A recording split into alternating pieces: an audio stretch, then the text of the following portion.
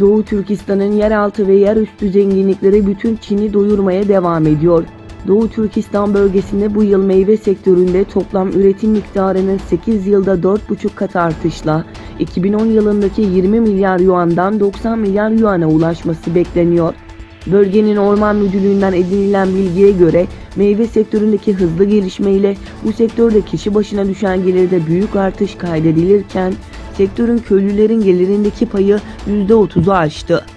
Bu rakam 13. 5 yıllık planın son yılı olan 2020 itibariyle %40'a kadar yükselecek.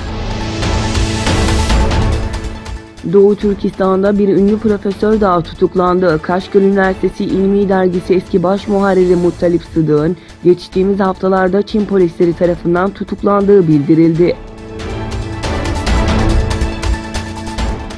Çin bu ay sonunda Arjantin'de düzenlenecek G20 zirvesinde Çin Devlet Başkanı Xi Jinping ile ABD Başkanı Donald Trump arasında yapılması planlanan görüşme öncesinde ABD'nin teknoloji hırsızlığı suçlamasında bulunduğu güncel bir rapora tepki gösterdi. Bakanlık sözcüsü Gao Feng, Çin'in ABD'ye yönelik siber hırsızlık faaliyetlerini artırmakla itham edildiği rapora tepki göstererek raporun Çin için tamamen kabul edilemez olduğunu ifade etti. Çin'in tartışmalı Güney Çin Denizi bölgesinde bulunan Paracel Adaları'nda yeni bir platform kurduğu iddia edildi.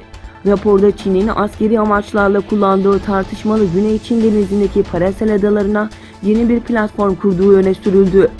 MT bölgedeki platform uydu görüntülerini de paylaşarak bu yapıların Güney Çin Denizi'nde artabileceğini vurguladı. Raporda uydudan görüntülen platformların ne amaçla kurulduğunun bilinmediği ancak askeri üs olarak kullanılabileceği kaydedildi. Finlandiya Devlet Televizyonu Yaylin'in haberine göre Dışişleri Bakanlığı'ndan yapılan açıklamada Yemen'de insani krizin sorumlusu gözüken Suudi Arabistan ve Birleşik Arap Emirlikleri'ne silah ve mühimmat ihracatı için yeni lisans verilmeyeceği belirtildi.